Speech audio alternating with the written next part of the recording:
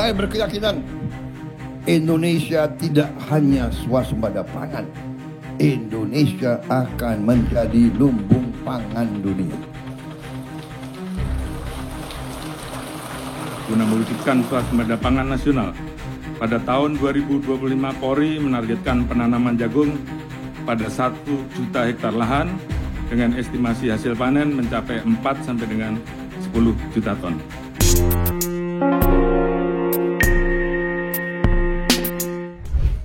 Swasembada pangan jadi program utama Presiden Indonesia Prabowo Subianto. Lewat Astacita, ia menekankan pentingnya sistem pertahanan keamanan negara dan mendorong kemandirian bangsa melalui swasembada pangan. Swasembada pangan berarti negara mampu mencukupi kebutuhan pangan warganya dari produksi dalam negeri tanpa bergantung pada impor. Tak hanya soal stok, tapi juga menyangkut harga, keamanan, dan keberlanjutan. Pada era Presiden Soeharto, Indonesia pernah berhasil mencapai swasembada beras pada tahun 1984. Keberhasilan tersebut mengantarkan Indonesia menerima penghargaan dari Organisasi Pangan dan Pertanian Dunia atau FAO pada tahun 1985. Keberhasilan 4 dekade lalu itu pun mendorong Prabowo Subianto untuk memantapkan sistem pertahanan dan keamanan negara lewat salah satu misi Astacita, yakni swasembada pangan. Keseriusan pemerintah dalam hal ini tidak main-main. Anggaran yang dikeluarkan pun tak kecil. Pada 2025, anggaran ketahanan pangan mencapai 155,5 triliun rupiah.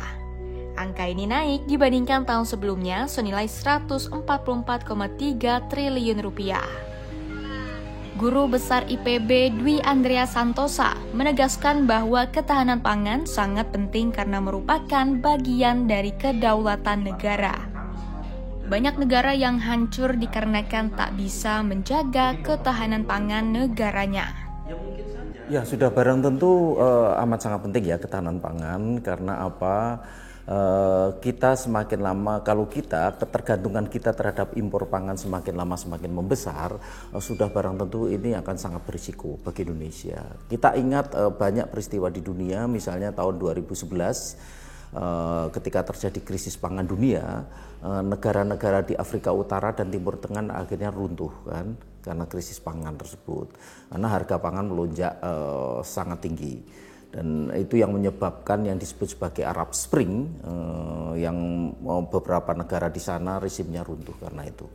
Jadi itu menjadi satu contoh bagaimana ketahanan pangan ini menjadi komponen yang teramat penting.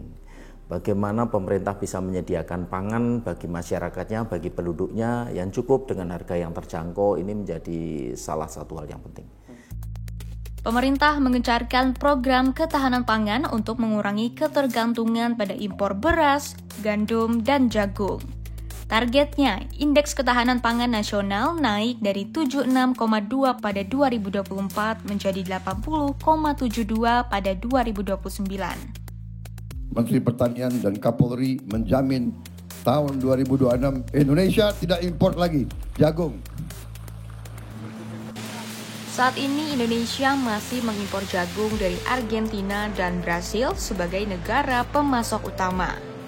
Di tahun 2025, pemerintah menyetujui impor sebesar 900.000 ton jagung industri. Angkanya memang sedikit menurun dibanding tahun sebelumnya. Oleh karenanya, pemerintah Indonesia menargetkan tanaman jagung sebagai komoditas yang akan dilakukan swasembada pangan dan menyetop impor jagung di 2026.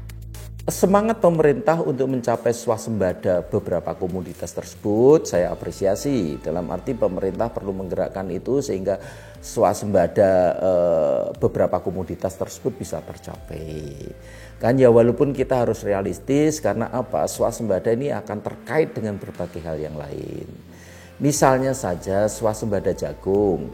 Di satu sisi pemerintah betul-betul menggenjot swasembada jagung, tapi di sisi lain pemerintah terpaksa harus menurut Amerika kan. Ketika misalnya tarif 32% diturunkan 19%, lalu kemudian impor pangan harus dibuka lebar. Indonesia kalau mau swasembada untuk beberapa komoditas tertentu ya harus menerapkan tarif impor untuk komoditas yang bersangkutan. Kalau itu kita buka lebar-lebar ya sudah. Cita-cita untuk swasembada beberapa komoditas itu jangan-jangan hanya sebagai utopia saja. Karena antara keinginan besar untuk swasembada tidak diimbangi dengan keinginan untuk meredam impor dari luar negeri. Penggunaan jagung tidak hanya untuk konsumsi saja, tetapi juga untuk industri pakan ternak. Kelabotnya dimanfaatkan sebagai bahan kompos, sedangkan tongkolnya digunakan untuk bahan kertas serta sumber bioenergi. Melalui instruksi Presiden, Polri dilibatkan dalam pengolahan jagung sebagai bagian dari strategi akselerasi swasembada dan ketahanan pangan nasional. Hal itu tertuang dalam nota kesepahaman antara Kementerian Pertanian dengan Polri perihal sinergitas tugas dan fungsi pada pembangunan pertanian pada 2024. Di tahun yang sama, Polri meluncurkan gugus tugas ketahanan pangan secara serentak di seluruh Indonesia pada November 2024. Polri terus menggalakkan penanaman jagung untuk menuju swasembada pangan nasional. Tahun 2025, Polri menargetkan tanam jagung di lahan 1 juta hektar dengan perkiraan panen hingga 10 juta ton.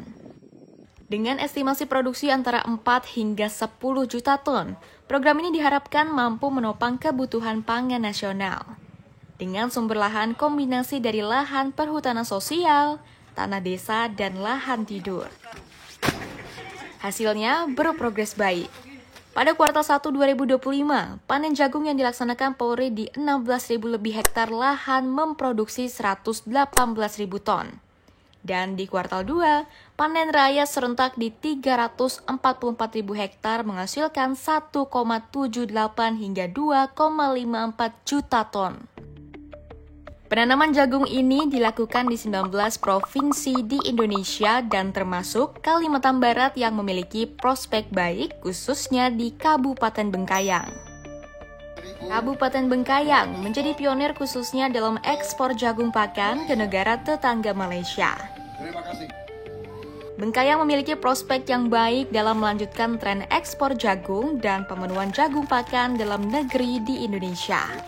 Pasalnya, pengiriman ekspor jagung ke Malaysia dari Kabupaten Bengkayang dengan tonase 1.200 ton di harga Rp5.900 per kilogram, negara mendapat total nilai ekspor jagung sebesar lebih dari Rp7 miliar.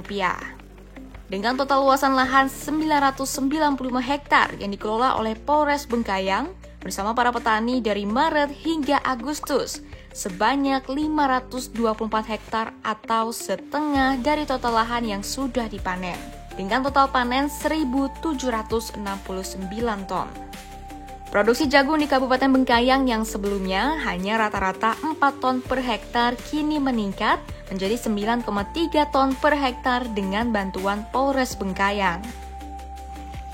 Selain itu, Polres Bengkayang pun tengah melakukan perluasan lahan jagung dengan mencari lahan potensial. Diperkirakan hampir 3.000 hektar lahan dengan jenis lahan monokultur dan tumpang sari. Ini bukan sekedar angka yang dibesar-besarkan.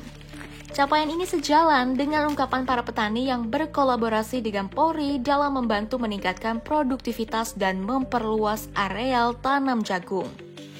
Seperti yang dirasakan Suarsono, petani Desa Bange, Kecamatan Sanggauledo, Kabupaten Bengkayang. Dirinya mengaku berkat bantuan Polri, hasil panen jagung yang didapat naik drastis. Itu sangat punya perbedaan, Pak. Kalau metode lama yang biasanya kami panen 1 hektar 4 ton, sekarang alhamdulillah menjadi 6-7 ton kadang-kadang. Itulah dengan adanya teknis-teknis yang modernisasi, sangat mengubah kami yang cara lama menjadi cara baru, Pak. Kemungkinan itu yang kami akan ikuti, Pak. Seperti kemarin, Pak, awal penanaman, cara penanaman pemupukan sangat berbeda jauh, Pak. Jauh sekali dengan yang kami tanam metode lama. Apa yang membedakan, Pak? Kualitas pupuknya kah atau apa? Kemarin sistem MIGO, Pak. Pemerintah untuk mengatasi harga ini kami sangat dipermainkan, Pak. Jauh beda. Berapa, Pak, dulu yang dipermainkannya seperti apa, Pak? Berapa harga yang diterima dulu? Itu dulu sebelum ada patokan dari pemerintah. Kita tuh kadang-kadang alasannya jagung banjir. turun harga pernah mencapai 3.300 Pak dengan petani. Sekarang ya 3.300.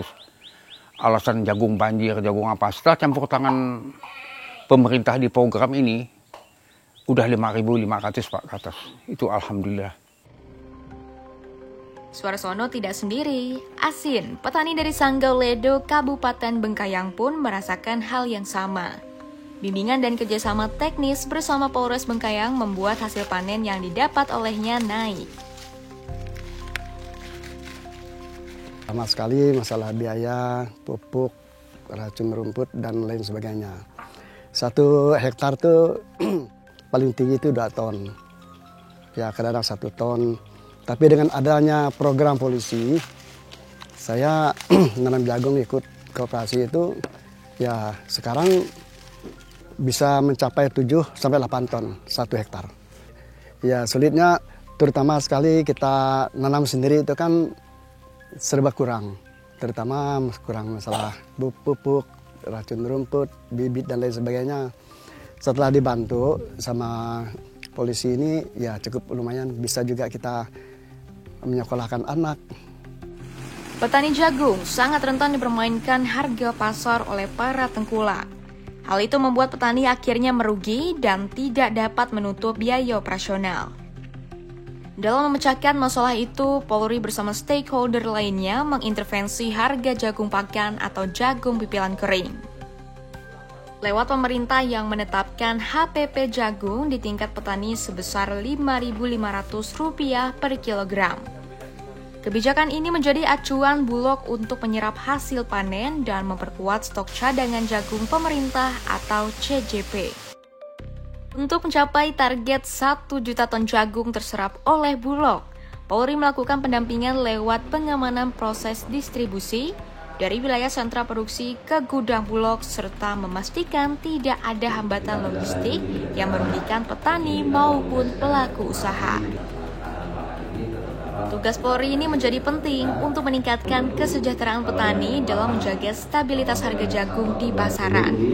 Polri juga turut membangun sebanyak 18 gudang dryer jagung di 12 provinsi milik PT Pangan Merah Putih.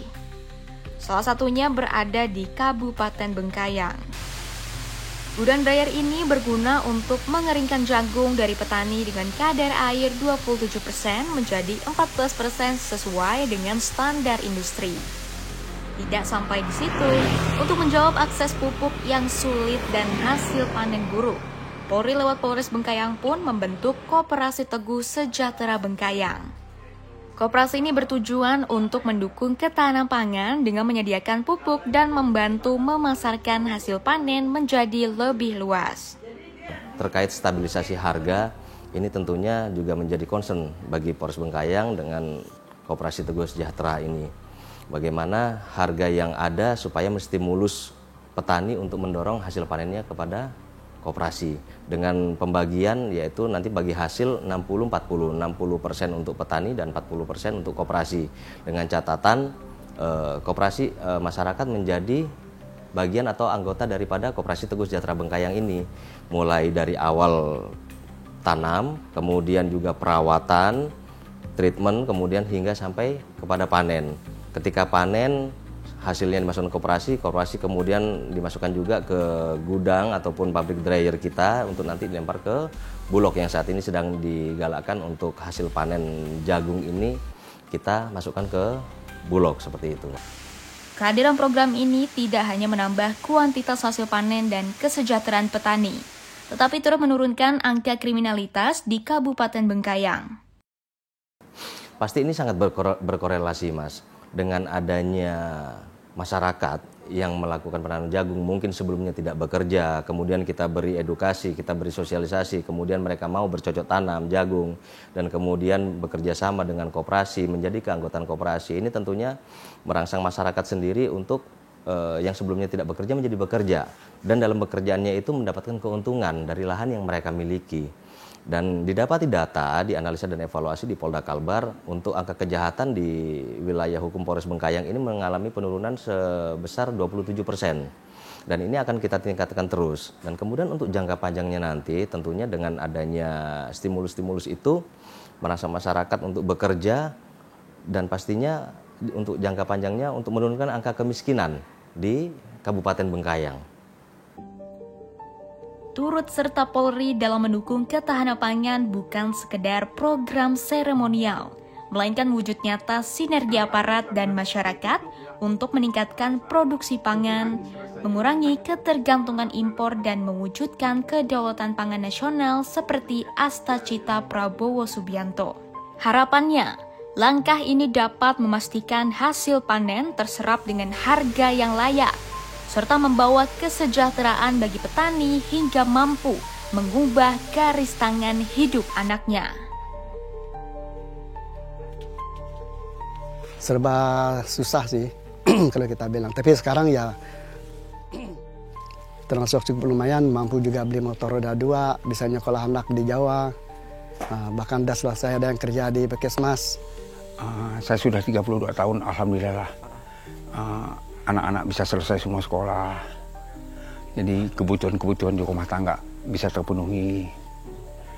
Itulah sangat, tapi kedepannya mudah-mudahan lebih baik daripada ini lagi.